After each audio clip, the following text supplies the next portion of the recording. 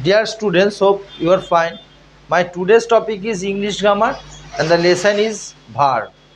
আমরা শিখছি transitive, intransitive verb এবং অবজেক্টও। and পুরো ভার্বটা অবশ্যই it's the verb syllabus, so you must be very careful.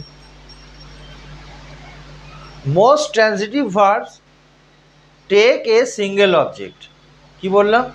Most transitive verb take a single object, but some other verbs take two objects after them. বেশিরভাগ সকর্মক ক্রিয়ায় একটা object থাকে, কিন্তু কিছু কিছু ভার্ব আছে তাদের দুটো অবজেক্টও থাকতে পারে।